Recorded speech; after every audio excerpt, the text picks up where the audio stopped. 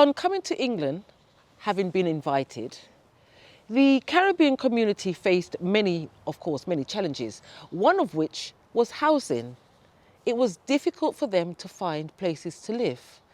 We know it, no blacks, no dogs, no Irish. However, there's an untold narrative where two communities overlapped, the Caribbean community and the Jewish community, specifically here in Hackney, where Jewish landlords were ready, willing and able to rent property to Caribbean families. So join me as I pick and pull everything together and looking at these untold narratives. Thank you.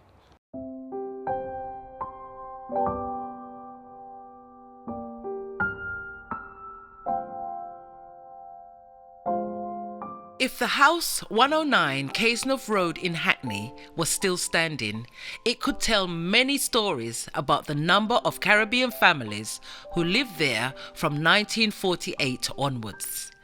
This house was owned by Benno Goldberg, an Orthodox Jew who, on the 20th of August 1939, fled Germany to safety in the United Kingdom. 2 weeks after his arrival, World War II broke out and Benno was sent to the front line to fight in France. After the war, he worked repairing bombed out houses, and with his savings, he was able to buy 109 Cazenove Road in Hackney, East London.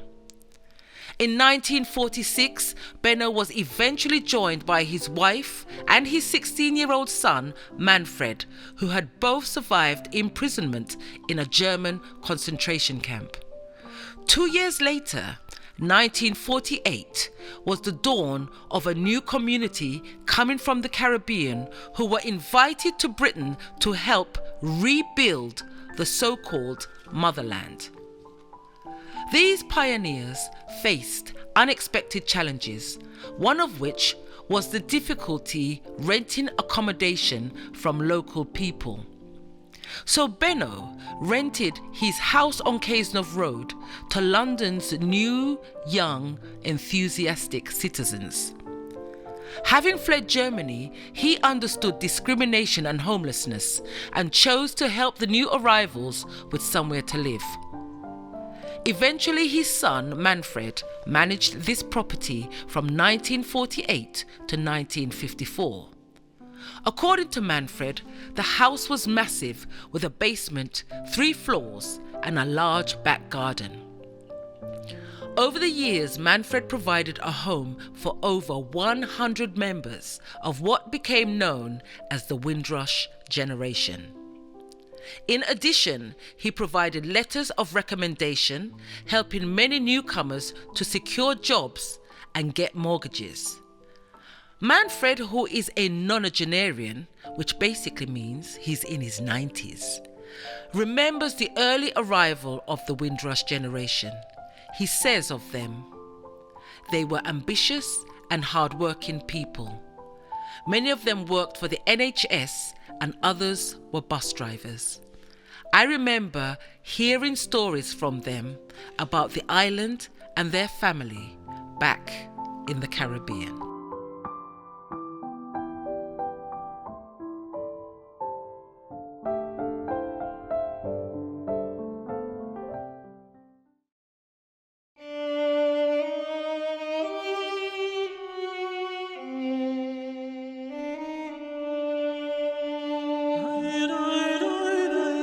So hi, it is my absolute pleasure to be sitting and talking to Rabbi Gluck.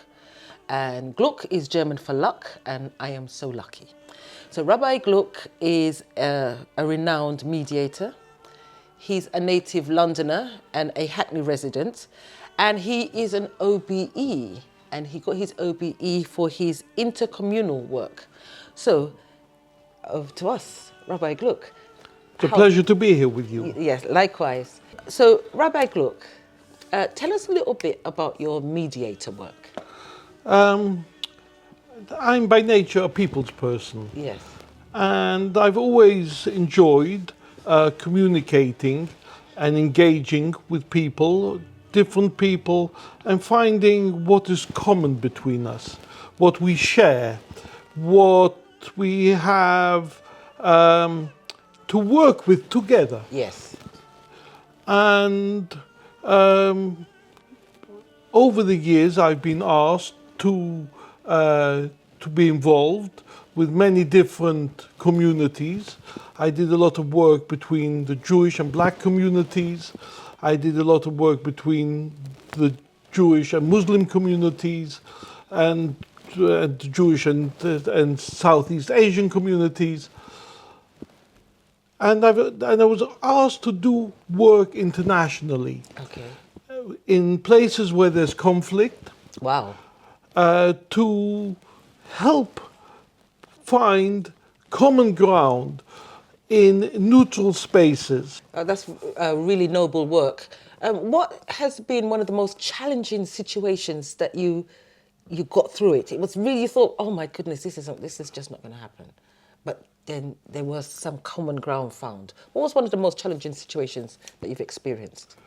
I think in the Middle East, between Jews and Arabs in the Holy Land, there is a lot of positive interaction between the communities, but it is a very, very complex situation. It's a very small country which has a lot of meaning Yes. to both peoples. Exactly. And to find a way forward is difficult, not impossible, but so far, sadly, a constructive way forward which satisfies to some degree both people has not been found. Okay. And that is still a work in progress. Yes. Rabbi Gluck, we're here, we're in Clapton. I'm a resident of Clapton. And I'm also a resident of Yeah, Clapton. we're neighbours and We're we've never neighbours. met. Right. And Stamford Hill is a stone's throw away, and Stamford Hill is the centre of the Hasidic Jewish community. Epicenter. Epicenter Yes. of the Hasidic Jewish community. And it's a community that, despite all the years I've lived in this area, I know nothing about, you know. So please tell me the history of the Hasidic Jews and how they came to be in Stamford Hill. Our history is a very old history.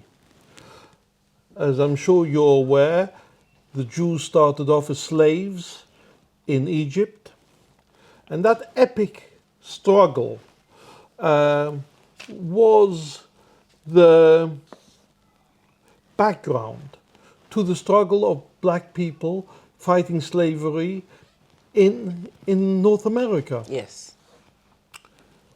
The songs, the ideas, the hope was very much reflected in the story of the Jewish people as slaves in Egypt. And the Jews, thanks God, left Egypt, went to the land of Israel, to the Holy Land, and then we were exiled. We were exiled first of all by the Babylonians, and then by the Romans. And that was a very traumatic experience. Both of those exiles, Jewish blood run like water, and we were led into captivity as slaves. And then we spent 2,000 years in Europe. 2,000 years in which there were a lot of persecution, a lot of discrimination. Jews weren't allowed to own land. Jews weren't allowed to join the guilds. Jews weren't allowed into the professions. Jews had to live in ghettos, in designated spaces, apart from everyone else. Jews were blamed for everything that went wrong. It was all the fault of the Jews. And there were blood libels, and there were pogroms, and there were crusades, which caused great suffering Yes. to the Jewish people over thousands of years. Yes. And then came the Enlightenment.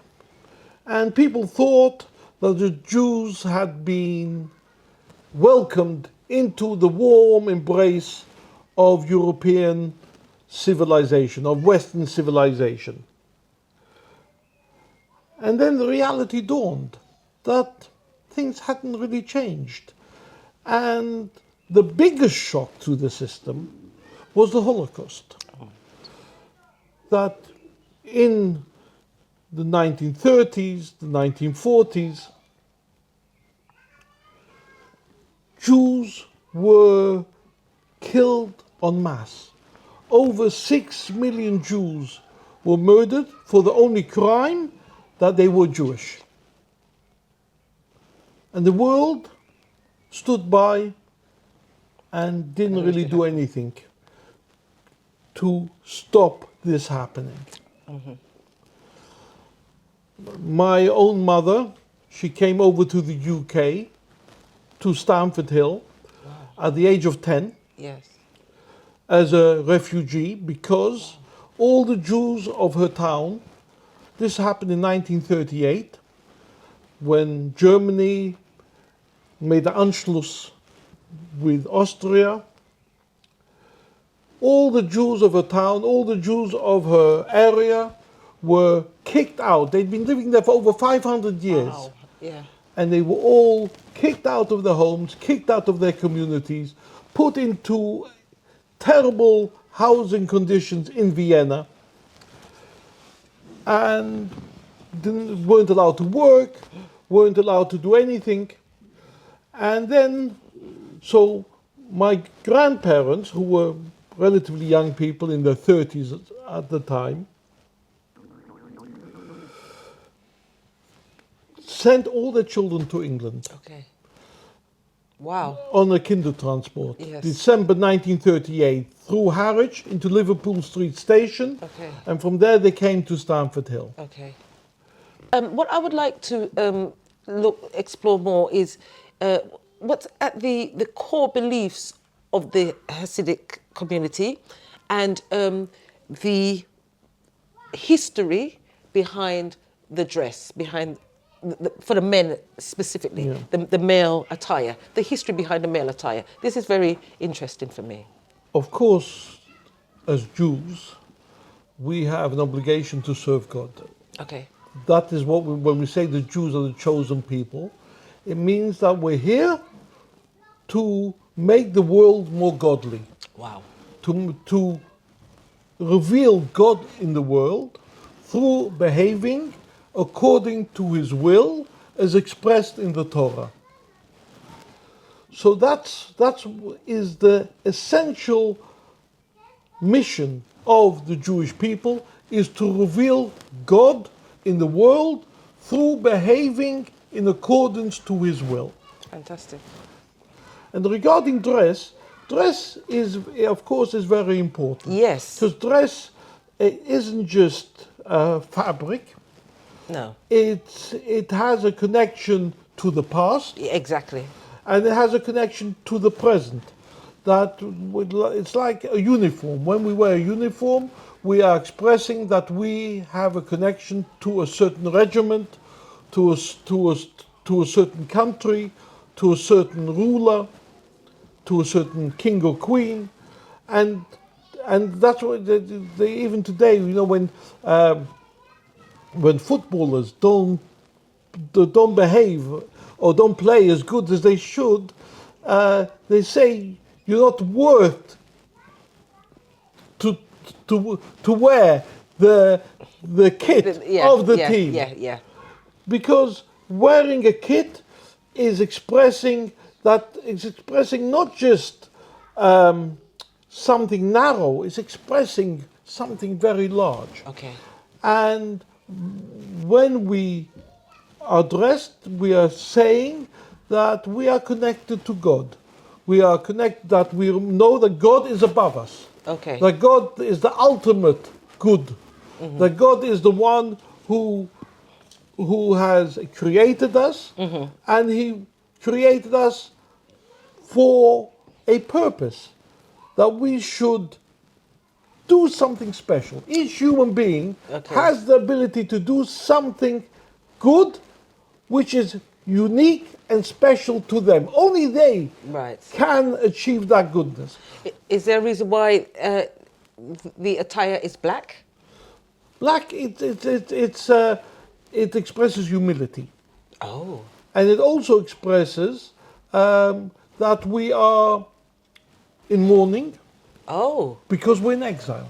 Oh. So it expresses that we are in exile, and that's primarily a spiritual exile. Right. That the world isn't as peaceful, as positive, as good as it can be. And therefore our clothing reminds us that we have to do something to change that. To make the world a better world. That even though our clothes are dark, Yes. but we're here to make light. Now, it's common knowledge to some, and absolutely other people have no idea of the connection between the Hasidic Jewish community specifically and the Windrush generation, because they have some commonalities in their history in this country. But tell us a little bit more about how these two communities have successfully and wonderfully overlapped since the Windrush. I mean, the Windrush generation came to London and they found life very difficult here, even though they had been brought over to do jobs that English people didn't want to do. But sadly, they weren't given the welcome that they had expected. Exactly.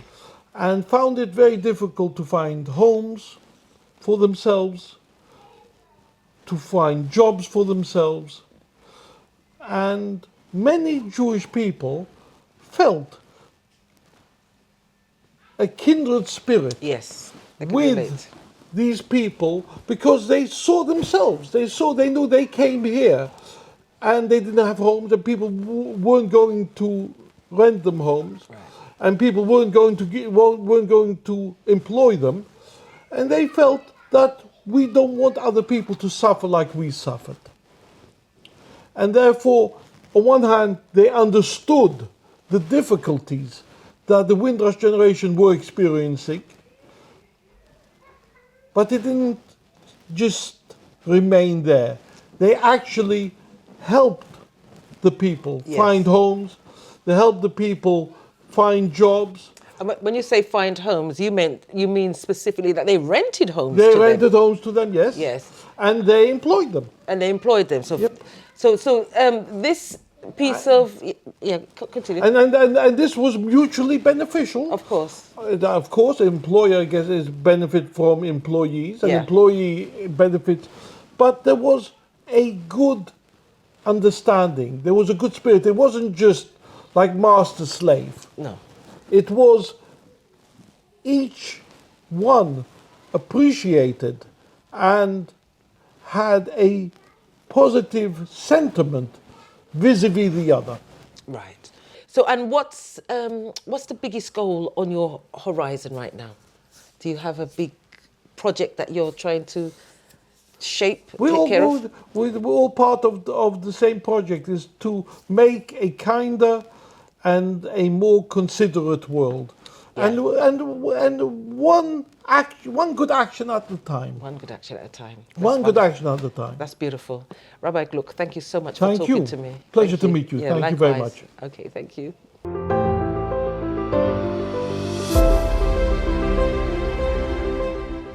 Hi. Now I'm here with Dessalene Campbell and her daughter Pauline. And Dessalene came to London in 1962 from Jamaica. Her husband took his first partner hand and sent for her, and she flew to England. So welcome, Pauline. Welcome, Dessalene. Thank nice you. to speak to Thank you. Dessalene, so tell me about when you landed in England. You flew, one of the few people to fly to this country. Yeah. And you landed, and then you was picked up by your husband. What happened? I was waiting, You was waiting. and I didn't see him, and because I just came here. Yes. I was see everybody stranger around me, Yes. and these people, you know, these drivers going around asking cab drivers if where I'm going and so on, so on, who I'm waiting for. So my husband, he says, where is he? I said, he's not here yet. And he go on and go on and come back and see, I see everybody leaving. Yes. And he came round again and I said, he's not here again. And he said, I am a taxi driver. Would you like me to? I said, I look at him and I said, yes. Okay. Could drive me home, yeah. Yeah. And when I reached home, I didn't even know where I was at the Powerscroft Road where I was. That's where you went. But how Yeah. so you had the address on you? Yes, I had the address. That was good. Yes, I had the address, yeah. Okay, so you had the address and you're waiting for your husband. Yes, And he hadn't turned up and somebody's harassing you to give you a lift, a taxi driver. yes, You yes. kind of panicked a little bit because everybody's leaving. Yeah, and everything. I was panicking a bit. Yes, because okay. a strange country. Yes. And, you know, it's all white people and, you know, and Very different. yeah, people different, around you. different. Yes. But eventually, God heard my prayer and I went with him and he dropped me straight at Powerscroft Road. Wonderful. And you had pounds on you. Yes, I did. Yes, I did. And what's interesting for us, for me, is that you were eventually moved from Powerscroft Road, eventually, and ended up at Spring Hill. I know you had many different addresses in between. From Powerscroft Road, we went to Tresham Avenue. Uh-huh. And from Tresham Avenue, then we went up to Spring Hill. Right. Yeah. Now, Spring Hill It's Stanford Hill, is innit? Stamford Hill and is in the heart Of of the Hasidic Jewish community. yes, yes. So it's very unusual that you should be living there. How did it come that you had a house right in the heart of? I don't know. You just How did you get that home? because of my husband. Chewy was a builder, you know, was a plasterer. Yeah. He and he worked for these Jewish people. Yeah. He was thinking of he wants to move from where we were at Tresham Avenue. So I told him about this guy that he was working. He was talking and he says, well, there's a house at Spring Hill. That he knew this man have this house, and this man and my husband becomes friendly, you know, Yes. because he works for them, Right. and that's how we get the flat. So this was in a time when we had no blacks, no dogs, no Irish. It was That's very it. difficult for That's people it. to That's get it. accommodation. However, Yeah, the Jewish community opened their doors. Yeah. It's actually not as unusual as we yeah. think. So, Pauline, that means that you grew up in a neighborhood as a little girl with Jewish friends. Yeah, I mean, I think we were children together. We never, I don't even know if we ever knew each other's names, but when we No. would go to the park, Yeah. they would be there Mhm. and we would play together. So you were the Yes. only non-Jewish people on that street. Yes. Yes. So you'd play with the children. Only blacks was there. We were You only were definitely blacks. only black, but there wasn't Only. even any white people. White No English English people. just Just Jewish. Jewish people. So you were the only non-Jewish people on the street. Mhm. Yes. Okay. So did you get a chance to learn Hebrew or learn to? Because I grew up with Greek people on my street, and I learned a bit of Greek when I was growing up. So I learned to count and the alphabet, etc., etc. Did you get to learn any Hebrew? We didn't learn any Hebrew, but what we did learn was that on a Friday, everything changed for the Jewish community because religiously, they would change their lives on a Friday. And I never really understood what it was. Sabbath. It was their Sabbath. But for us, it just meant that everything they did was different. So they would stop the normal day. Their days would stop and they would be doing different things. They would be celebrating from a religious perspective at that time. And we knew they couldn't do certain things. They couldn't drive. And they couldn't do things. And one day we were coming home from school and we were asked to go into one of the Jewish houses and turn on some electric lights for them because they weren't able to do it because it was their Sabbath. So we did it for them and they gave us some sweets and we left. Okay. And that happened just the once? It happened just the once. So I think they just forgot to turn this on. Yes. It was like an oven light or something. Yes. And they just asked us to come in and do it for them. So were you in you and your playmates, were you in and out of each other's homes? Did they come into your house and you went into their house? Mm-mm. No, No. never ever. We Never? only ever No. saw each other in the park. Okay. Oh, well, you didn't even know their names. And we didn't even know their Mm-mm. names, but we talked to each other, Yes. and we just talk about general things. That's very interesting. Yeah. That there was a bond, but But but yes. at the same time a distance. Yeah. Yes. Yeah. Yeah. So Mrs. Campbell, how close were you with your neighbours? Did they come round to No, it's just for the a lady. chat? No, it's just the lady at Norma. It's just her. Norma. Oh, Got 4 doors away from us. yeah. Okay. Comes in if she want a cup of sugar, Okay. and she was Jewish as well. Yes. And you ask if she always been begging anyway. Okay. And I give her what she after she asked. And the lady downstairs, she talks. And the other woman next door. Tell me what you was telling about sitting tenants and the black community Well, at the time. what happened was we were moved in, but we didn't know that at the time because Daddy didn't tell us. But one of the things that we did find out, or what I put in my book was, So wait, so you've written a book. yeah, You've written a book and you've mentioned this story in your book. What's the name of it's your called book? Rice and Peas and Fish and Chips. So in your book, Rice and Peas and Fish and Chips, Yeah, you talk about white flight and how black people were used specifically to tell us. what we would do is black families would be moved into premises where there were white sitting tenants Yes. to encourage the white sitting tenants to leave. And so that was one of the practices that landlords would use to get tenants out with protections. Racism was used as a tool to move white people, sitting tenants, out of the house. So the landlord would move black people into the house, Yes. knowing that the other white people would not like that and they would flee. Yeah. And that's a remarkable story. But Daddy was really smart. My dad was one of those fearless men.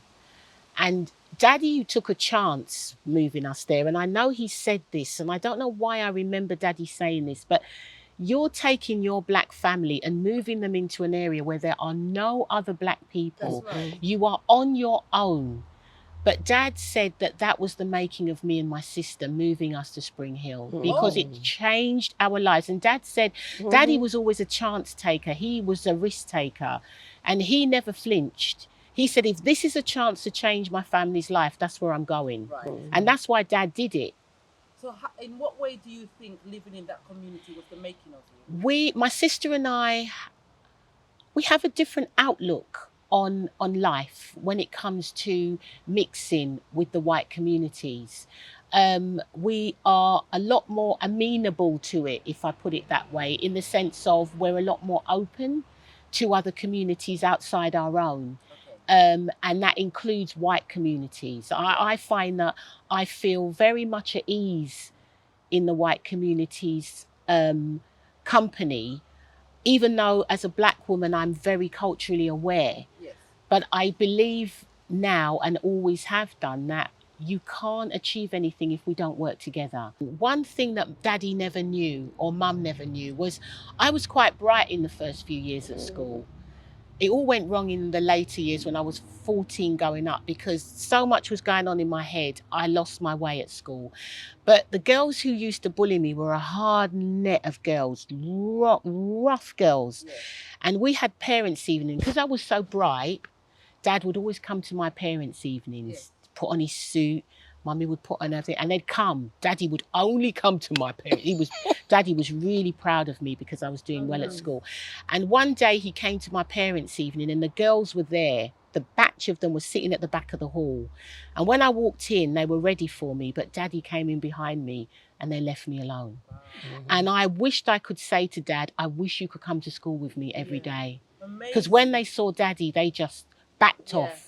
Just amazing how much we held in. Yeah, I couldn't tell him. I couldn't say, Dad, you see those girls back there? It's almost as if instinctively we knew our parents were already carried along. Yeah, yeah. It was terrible. We just soldiered on. Yeah. It was terrible. We didn't want to give them the additional problems because my dad went through hell. Yes, and it's as if we knew that instinctively. Yeah. It was terrible because sometimes Pauline used to come home from school and says, the teacher asks question. Oh, yeah. And when she put her hand up, The teacher said, what you have your hands up for? Take your hands down. Yeah, Take Miss, and yeah, she she's- knows the question. She knows the answer. Take your hands down. And whenever she tells me that sometime I have, my husband go to school, I went to school few times. Dad was good though. He 'cause went Dad- to school few yeah. times To to make sort them complaints. out because it wasn't right. Yeah, because the teacher would say to me, "What's your They hand didn't up like for? her You because don't know the she was a answer." bright girl. She was a bright girl. What you have your hands up? Take your hands down. And she knows the answer and the others don't know it. But The Dad, system tried to hold us but back. my dad was a Yes, strong yes. man. Deliberately. Yeah. Yes, And yes. Daddy did say to her, she rang Daddy at home one day and said, "I think your daughter's got a problem." And my dad says, "I think you're the one with the problem." Yes, yes, Fantastic. That's what Daddy said. yes. And Daddy said to me, "You know they're not going to let you through. You know they're not going to let you in. Wow. And what was that? Let you through? That will let you through to your O levels, your A. You know they're going to bring you down. You know that, don't you?" Yeah, And I didn't. The system was that rigged against you. it was bad. It was bad. But I don't understand what went wrong. I don't Yeah, understand what went it. wrong was that you was bright and it was Yes, Yeah. yes, That's what went wrong. yes, You that was- bright that's and you was it. confident. Yeah. And the aim was to take away that confidence. Mhm, And that mhm. happened to a lot of us in our Yes, generation. yes. Not So she many wanted alone. to be doctors, lawyers, Mhm. architects, engineers, but all they want us to do is jobs that don't require the qualifications that Yes. university could bring. Mhm. Right. It was bad. Looking back at in the neighborhood, the Jewish neighborhood now, Norma would come and would borrow sugar. Tell us Yes. about Norma, because Norma was a bit of a character.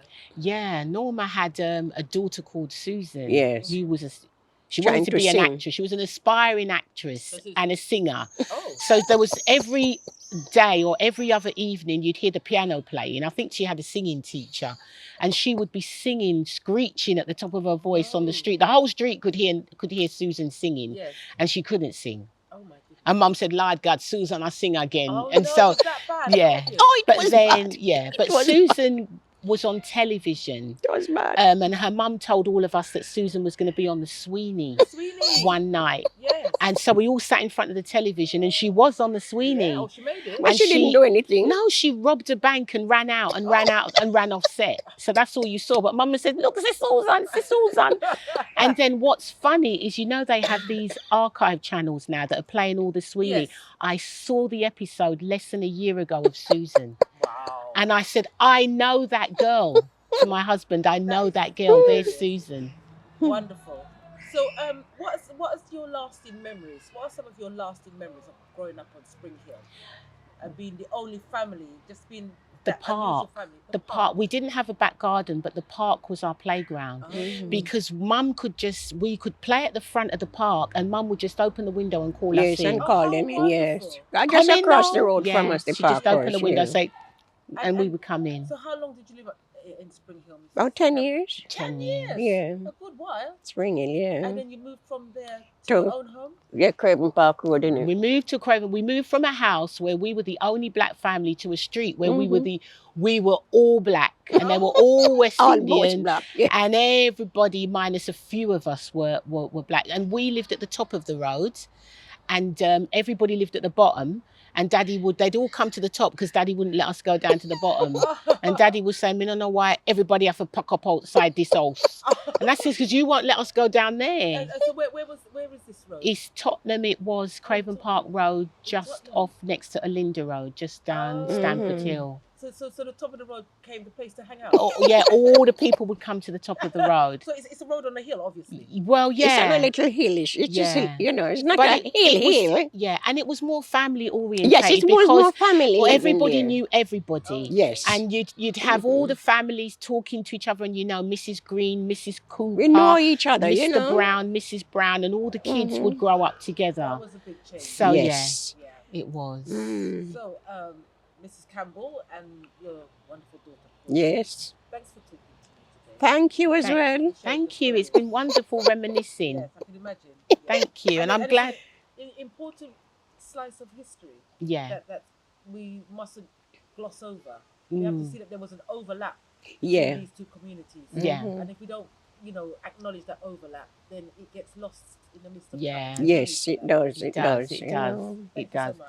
Thank Oh, you're you. welcome. And thanks very much as well.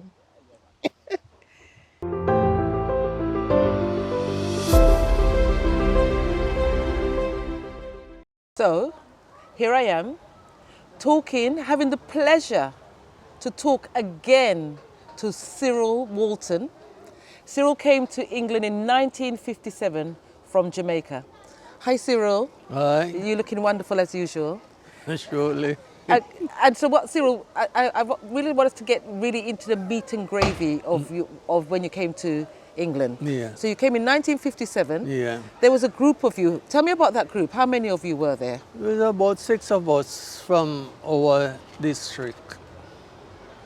Si- You know? 6 of you. And that year or that trip, you were the only 6 coming on that ship Yeah. from Jamaica. Only 6 of you. No, from my district. Oh, from your district. Yeah, Okay. And Because I don't know the other rest of people, but from the country. okay. And what was the name of the ship? European. Europeania. Okay, you remember the ship's name. Wonderful. 6 of you came, and then when you reached England, you all went your separate ways. Yes. And have you kept in touch with any of them? Well, I used to keep in touch with 3 of them, and those 3 passed away. Okay. And the other 3, I don't know if they're still alive or what Yeah. at the Oh, moment. Okay. Now, Cyril, when you came to England, it was a bit of a struggle to find work. But mainly, one of the things what was quite challenging is because you were potentially going to earn less money here than you were earning in Jamaica. Yeah. Is that correct? Yes. Okay, so what were the struggles besides the payment? Because the reason why I really want to highlight that is because it's always said that you came here for a better life. But you came here to less money. Surely. Yes. Yeah, because a week time when I'm back home and working, work on the sugarcane department, Okay. and I will go home with £10.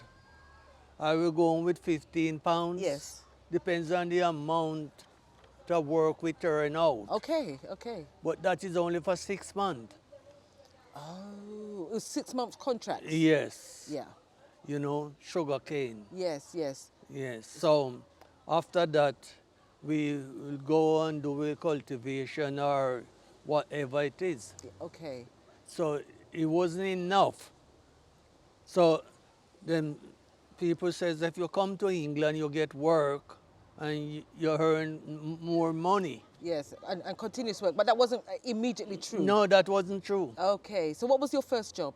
My first job, I used to work to a place that they make underfelt. Oh yes, underfelt for carpeting. Right. Yes. That was just down a Hackney week. Okay. Aha. Yeah. Those places closed down must be about 20 years now. Oh, okay. Yes. And then my wages was £6.11 a week. Oh, I'm going home with £4.10. and in Jamaica you was earning £10 a week. Sometimes £15 a week. Let's say it right now. Yes. So you came and you were earning less money. Right. At first. At first. Yes, this you is know? very important that we archive that. Yes. It wasn't always a better life that No, you came to. the only difference those days, when you go out the road with £1, Okay. you can, inflation wasn't up. Right.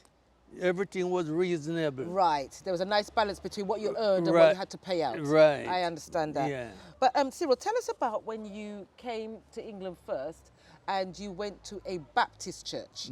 Now, the priest, the English priest, took you aside one Sunday. We walk out to the door. He just walked you to the door? Yeah, just like what any priest do. And what was it he told you as he He walked says you to the to door? me, "Oh, Mr. Walton, oh, we're losing all the members. Me and you alone cannot carry on the church." Oh my goodness. I said, "Well, where I from, if it's one, the church still go on, Yes. and I never go back." So he was advising you. He was advising you not to come back because he was losing his church members. Yeah, but not exactly telling me. Right. Say, "Don't come back." No, he didn't say that. He No. was very Polite. Yes. So he said, if you continue to come, it's going to be just you and him Yes. because he was losing his church members. All the members them going. So how long were you going there? I was going there for about 3 months. Oh, so you in that 3 months, one by one, they were running off, and it was your fault because of you and your brown skin. Yes. Oh my goodness. Well, well, well. What do you know? Yes. So, as well as church not being very welcoming, there was a struggle to find accommodation. Yes. Tell us about your struggle to find accommodation. Well, to me, I didn't have much struggling, but because a lot of places that I go, then says no vacancy, so it didn't bother me Okay. because I have friends where put me on to this Jew woman place, Okay. and I stuck there for 25 years. So tell us about this Jewish lady. Where was the accommodation, and was she welcoming? Obviously, Yes. she would rent to Yes. to black people. She rent to black people. I think she mostly like black people. Okay. And was the rent reasonable? Yes. She wasn't exploiting No, the situation. not at all. Not at all. And where was this accommodation? Clapton Pan. Clapton Pond. Yeah. So lower Clapton. Lower Clapton. 168, I believe. 168. Okay. And how many rooms were in this house? 12 rooms. 12 rooms, and you rented one, Yes. and it was you had your own and space. the rest of people is, as I said, only one Irish lady was living in the attic. Oh, Yeah. that was Mrs. Fisher. Yes, Mrs. Fisher. Tell me about Mrs. Fisher. So was it mainly men in this house and Mrs. Fisher and the landlady? No, the landlady wasn't living there. She didn't live there. No. So it was mainly men in the house. No, some of them people have them married and have them wife. Okay. Or them missus. Okay. So it wasn't an all male house. No, not But- at all. But it was an all Caribbean house. Yes. Everybody was from the Caribbean except Mrs. Mrs. Fisher. Fisher. And so how was Mrs. Fisher? She lived in the attic Yes. on her own. She made the 12th room. Yes. And did she mix with you guys? Yes, she come around, and she would knock your door. On those days, the tenant, them that live there, if they don't see you, they come and knock your door to find out if you is okay. Oh, everybody looked out for everybody. Right. Okay. Wow. And tell me about the kitchen arrangements in these houses. Well, the kitchen arrangement is only one kitchen, and it's the landlord. Okay. Well, it was no landlord lived there, but was a man lived there. We see that everything. So him is the only one of a kitchen. Oh, okay. But the rest of us is on the landing. right. We cook. there Because was- all the stove them was on the landing. Oh, right. So Yeah. everybody had to share the Yes. facilities which were on the landing. Yes. So what happened? You had meter. You had gas meters there. Yes, you have So what gas- happened when somebody come and cook out the gas money? Cook out the gas. That kind of bacchanal and scandal is It's going to trouble. happen. Trouble. It's trouble. Was there? There was, Yes, oh my It goodness. was trouble. But to be frank, as I says, that house, we didn't have that problem. Oh, okay. We didn't have that problem. So, Yeah. so everybody took care of the house. Everybody cleaned. Right, just like it's yours. Oh, that's lovely. That's lovely. So, how many years did you live in the house, and why did you move? Well, because I lived there for 25 years. The lady was selling the house, and those days, if you have tenant live in your house and you're selling it, you can't just sell it. Right. You have to call all the tenant and suggest it to them. Oh, and right. find out if they want to buy it. Yes. And if they can't afford to buy it, then it's trouble. You sell it to whomever. Yes. Right. So Right. who did buy it? No, I didn't. Okay. Because I couldn't afford it. No. So who bought it? Was a man from St. Lucia Oh, bought okay. it because he signed the contract with the landlady that he will keep the tenant. But 6 months after that, he break the contract. Oh my. He He give told u- everybody. He give us notice. Oh. And, I went to tribunion, and they says, oh, if he want you out, he have to pay you to go. Because you're a sitting tenant. Yes. But I didn't bother myself. You just moved. I just moved. And where did you move to from there? I moved from there to Upper Clapton. Oh, to Upper Clapton. Yeah. Okay. And where exactly in Upper Clapton? Leave House, Okay. Springfield. Oh, okay. Now, I really want to just touch a little bit more on the relationship between the Hasidic Jewish community and the African Caribbean community, because it looks like those communities right now are very separate. Yeah. But at the time, were they more integrated? Did they mix Yes, a bit more? yes, Yeah? yes, because you could have get a room or a flat from the Jew man, because a Muslim was renting black people Yeah, really? in those days, Okay. not like now. Now the Jew man looking place, Yes, yes. But in those days, because them multiplying now. yes, yes. The community's getting bigger. Yes. But in those days, they had houses and Yes. they Yeah, rented they have freely. the money to buy it Yes. and rent it, because they take the money from the bank and buy the house them cheaply. Then the rent pay back the Right, money. right. That's a fascinating piece of information. Yes. So, Cyril, how are you these days? I'm not good at all. Oh, I'm sorry to hear that. Yes, the strap nerves here from the neck to this in the back. Oh, okay. Yes, because even where I live, then I want to move because I live on the 3rd floor. Oh, that's not good. No. So you've been here, Cyril, you've been here 67 years. Mm. So you're definitely easily more British than you are Jamaican. I'm surprised that you have any Jamaican accent left. I tell you that I went to Jamaica year 2000. My mother passed away, Oh, I'm sorry. and the night they call it wake. Yes. Because when I was in Jamaica, it used to be night. Yes. Now they call it wake. Oh, excuse us. So, and the minister for that district, St. Catherine. Yeah. I come from St. Catherine. I born in St. Catherine. Yeah.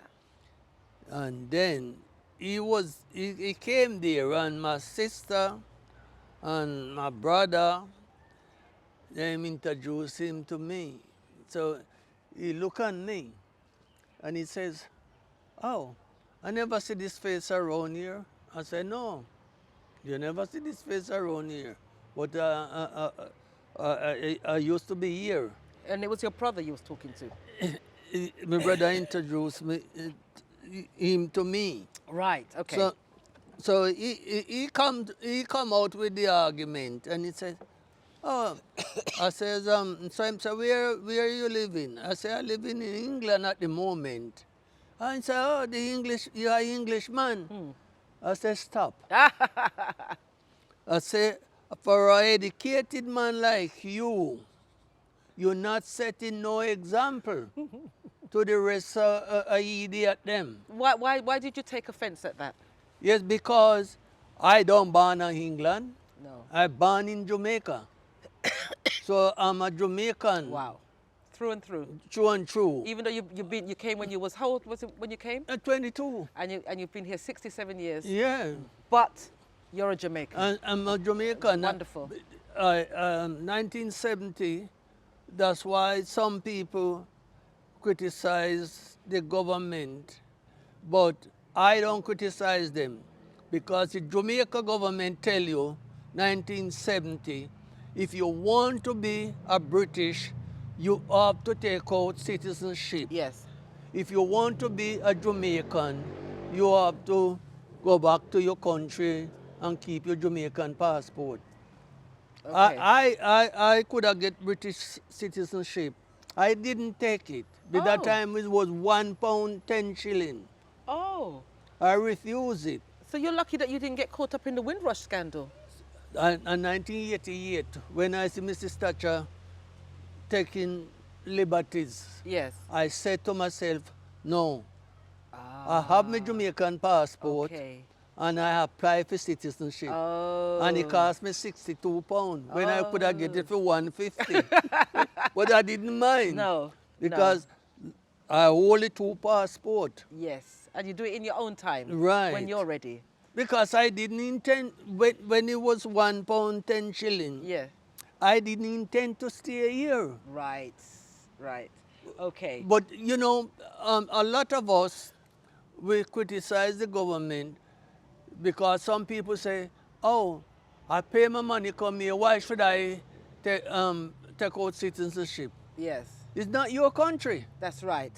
So if you want to stay in them country, you have to do that. And you did it eventually in 1988. Right, But you because- saw the writing on the wall. Yes. You smelled that something not I going to be smell the right. rat. Yes, smell the rat. Oh, Cyril, it's been an absolute pleasure talking to you. You're a walking archive. Thanks for sitting and sharing your stories. And I hope that trapped nerve gets better very soon. The reckon is something I have to live with. Oh, I'm sorry. Till when the lad ready. Yeah. Okay. You know, so I get, you know, because I'm not taking an operation. No. They reckon that is the cure, but no certainty. Oh, let it be. When I asked the consultant at Bath, Yeah. what chance have I got? It's a 50-50 or nothing at all. Ooh. And I live on the 3rd floor. Yeah. Oh, go up there. Let We it haven't be. got a lift. Oh, no need for that. So, Cyril, thank you so much for coming So and sharing am your I. stories. Thank you as Thank well. you. Yeah, absolutely wonderful. Yeah. Okay.